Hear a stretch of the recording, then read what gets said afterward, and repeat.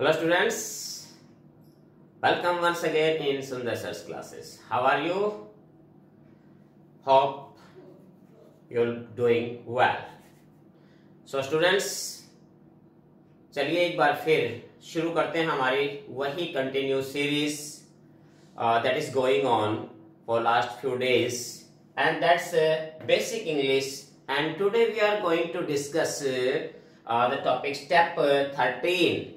Step number 13 आज हम इस लेसन में करेंगे। क्या है इस लेसन में? ये जो हमारा स्टेप है 13 बहुत ही इंपॉर्टेंट जो है वो स्टूडेंट पॉइंट ऑफ व्यू से बहुत ही ज्यादा एक इंपॉर्टेंट स्टेप है ये, क्योंकि आज इस टॉपिक में या इस स्टेप में मैं आपको बताऊंगा कि क्लासरूम वोकैब के बारे में, यानी कि ऐसी वोकैबुलरी जो क्लासरूम के अंदर यूज होती है और बहुत ही इंपॉर्टेंट होती है ये। तो इसी पर हम आज चर्चा करेंगे। तो स्टूडेंट्स वीडियो को लास्ट तक जरूर देखिए, और इस वीडियो के लास्ट में आपको एक स्लाइड, एक एक्सरसाइज मिलेगी कि वही ट्रांसलेशन से संबंधित कुछ ऐसे सेंटेंस होंगे कि जिनको आपने ट्रांसलेट करना है, और वो सारे के सारे जो सेंटेंस होंगे आपके वो इसी वोकैबुलरी पर आधारित होंगे। तो उसको जरूर आप देखिए और उसको हल भी आपने करना है। तो स्टूडेंट्स लीजिए हम स्टार्ट कर लेते हैं हमारा आज का ये टॉपिक।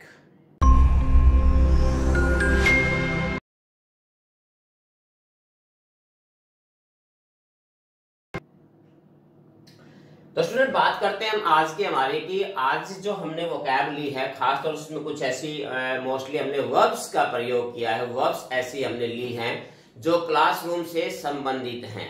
यानी कितने जितने भी वोकैबुलरी के बारे में हम आज चर्चा कर रहे हैं वो सारी की सारी वोकैबुलरी हमारे क्लासरूम से रिलेटेड है। तो आप इसमें जो है आपने इसको ध्यान से देखना है, इसको आपने लर्न भी करना है। और सबसे पहले अगर हम बात करें तो बात देखिए, हमारे पास पहला जो वर्ड आता है क्या है? पेंसिल छीलना।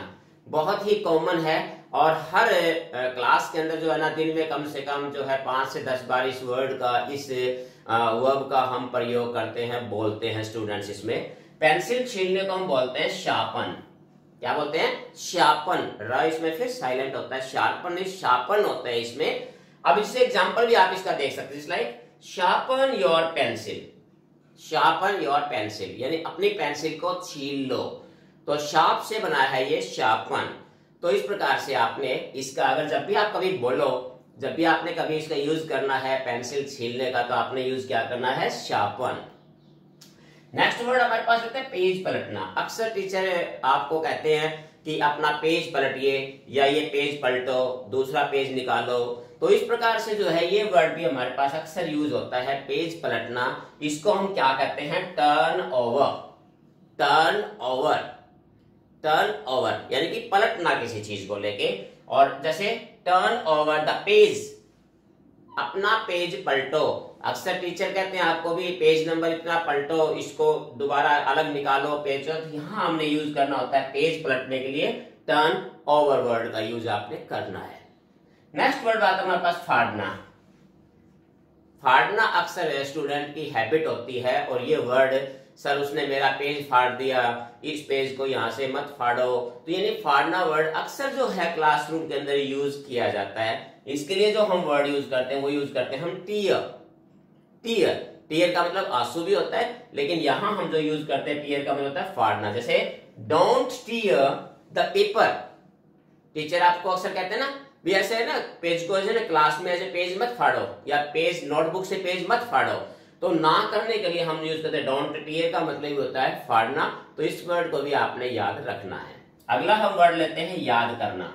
बहुत ही इंपॉर्टेंट है। टीचर कम से कम शायद दिन में आपको 10 से 20 बार ये वर्ड आपको, हर टीचर आपको जो है वो कह के आता है ये याद करना है, ये याद करो, ये याद करो, ऐसे। तो ये वर्ड अक्सर जो है क्लासरूम में यूज किया जाता है। याद करने के लिए हम क्या वर्ड यूज करते हैं? मेमोराइज। मेमोराइज वर्ड को आप बोलना भी सीखिए।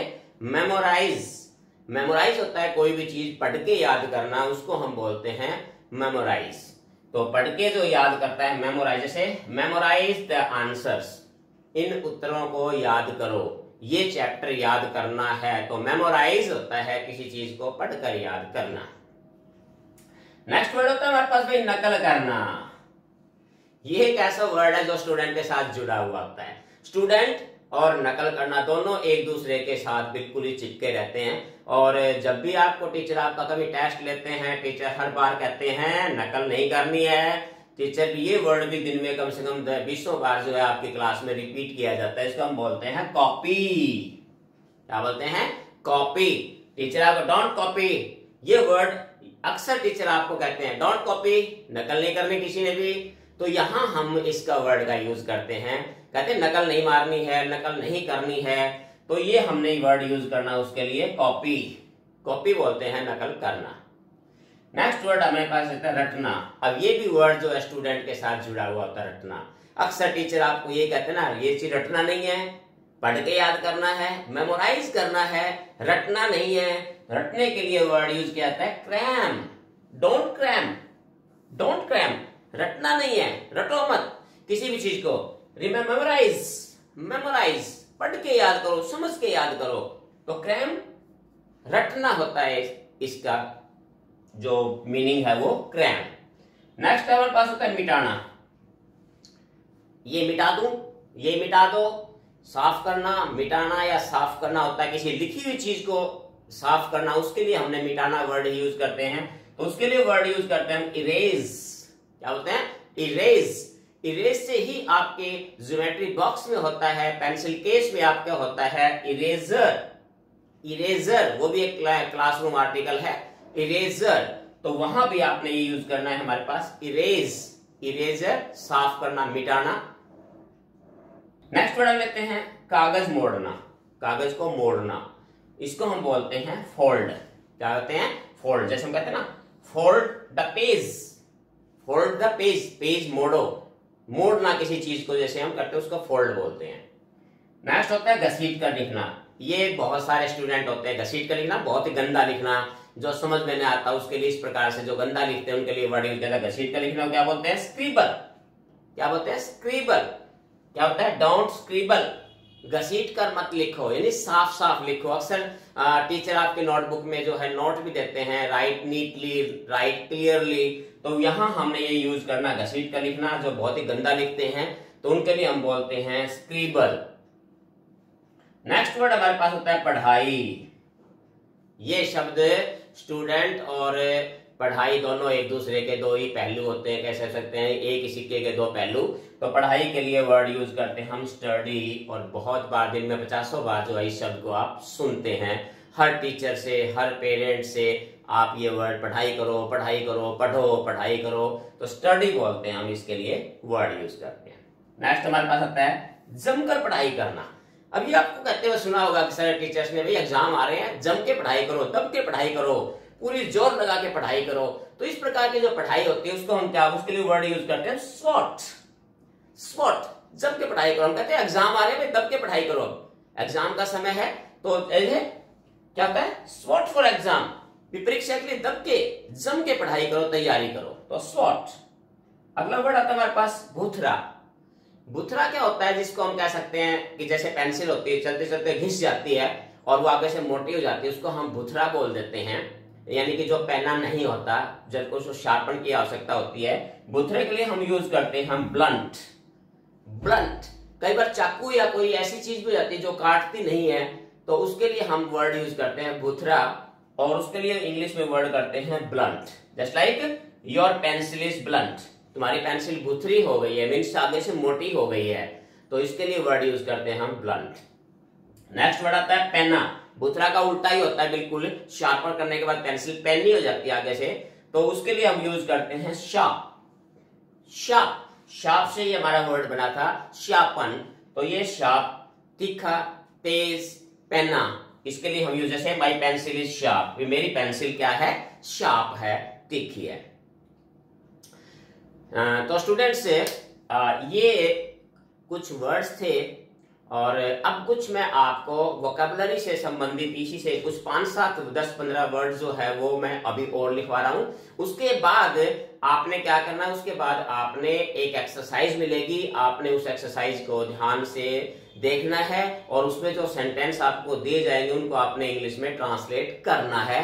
और वो इसके बाद स्टूडेंट्स देखिए कुछ और हमारे पास वर्ड्स है जो क्लासरूम से जुड़े हुए, जैसे लिखना, सिंपल से वर्ड है जिसको आपको लगभग पता भी है। लिखने के लिए हम यूज करते हैं right, write down in your notebook, अपनी पुस्तिका में लिखो, नोटबुक में लिखो। पढ़ना, पढ़ने के लिए हम वर्ड यूज करते हैं रीड, पढ़ना। इसके बाद होता है याद करके सुनाना, तो यहाँ वर्ड सुनाना या याद करना, याद करके सुनाना, उसके लिए वर्ड पर्टिकुलर वर्ड यूज करते हैं हम recite, recite the answer, recite the answer, recite the poem, तो रिसाइट। इसके बाद होता है पढ़ाना, ये था पढ़ना, ये था पढ़ाना। पढ़ाना के लिए वर्ड यूज करते हैं हम टीच, क्या यूज करते हैं टीच। इसके बाद आता है हमारे पास रबड़ या मिटान, जिसको अगर जिससे हम कोई लिखी हुई चीज को मिटाते हैं तो उसको हम बोलते हैं इरेजर, इरेजर। इसको रबड़ भी बोल देते हैं, रबड़ का भी इस्तेमाल आप कर सकते हैं, ये भी रॉन्ग नहीं है, रबड़ भी आप इस्तेमाल कर सकते हैं इसके लिए। इसके बाद आता है हमारे पास कक्षा कक्ष, कक्षा कक्ष कॉमन सा है हमारा, जिसको हम बोलते हैं क्लासरूम, क्या बोलते हैं क्लासरूम, हमारा कक्षा कक्ष होता है। इसके बाद होता है संकेतक, आपने टीचर के हाथ में देखा होगा ना स्टिक, स्टिक जिसको हम बोलते हैं, एक्चुअली वो बच्चों की पीटने के लिए नहीं होती है हमारे पास, तो वो stick actually that is a pointer, उसको क्या बोलते हैं हम पॉइंटर होता है, संकेतक होता है, कोई चीज को समझाने के लिए, दिखाने के, उसकी तरफ इशारा करने के लिए होता है उसका काम, उसको पॉइंटर बोलते हैं। इसके बाद हमारे पास होती है कि अभ्यास पुस्तक, एक्सरसाइज बुक, या हम इसको नोटबुक भी कह सकते हैं, इसमें आप एक्सरसाइज प्रैक्टिस करते हैं, प्रैक्टिस बुक, नोटबुक को आप प्रैक्टिस बुक भी कह सकते हो। और यहाँ पर अभ्यास पुस्तक होती है हमारी, कौन होती है एक्सरसाइज बुक होती है हमारी। इसके बाद होता है समझाना, समझाना, समझाना कोई चीज को क्या होता है एक्सप्लेन, कोई चीज को खोल के समझाना अच्छे तरीके से, दैट इज कॉल्ड समझाना, एक्सप्लेन। और एक बात होता है समझना, समझाना और समझना दोनों में अंतर है। समझना का लिए वर्ड यूज करते हैं अंडरस्टैंड, या फिर हम गेट का भी इस्तेमाल कर देते हैं, हैव यू गेट इट, क्या तुम्हें समझ में आया, तो गेट का इस्तेमाल भी आप इसमें कर सकते हैं, अंडरस्टैंड का इस्तेमाल भी आप इसमें कर सकते हैं।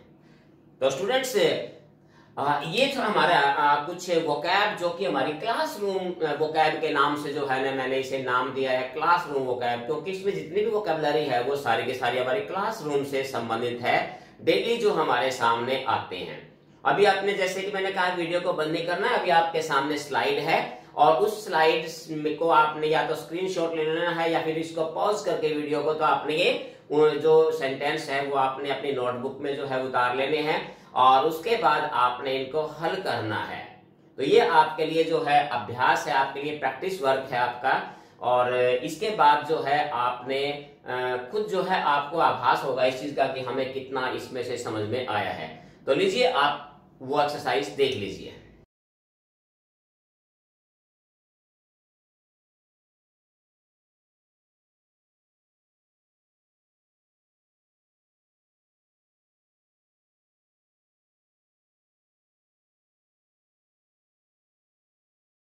तो स्टूडेंट उम्मीद है आपने वो एक्सरसाइज आपने स्क्रीनशॉट ले लिया होगा या आपने उतार लिया होगा। तो स्टूडेंट्स ये आपके लिए आज का काम था कि स्टेप नंबर 13 कि जिसमें आपने सीखा है आज कि हमारे वोकैबुलरी जो है और क्लासरूम से संबंधित वोकैबुलरी जो है वो कौन सी होती है। और इसके बाद इसी प्रकार से हम एक एक करके टॉपिक जो है वोकैबुलरी के और साथ में सेंटेंस बनाने से संबंधित भी हम एक्सरसाइज एक के बाद एक आगे करेंगे। तो उम्मीद है स्टूडेंट्स ये आपको लेसन समझ में आ गया होगा। आप बने रहिए मेरे साथ इसी प्रकार से। फिर एक बार दूसरी वीडियोस में और वीडियो में बहुत जल्दी मिलते हैं इसी प्रकार की और इम्पोर्टेंट वोकैबुलरी के साथ। That's all from now. Have a nice day. Thank you.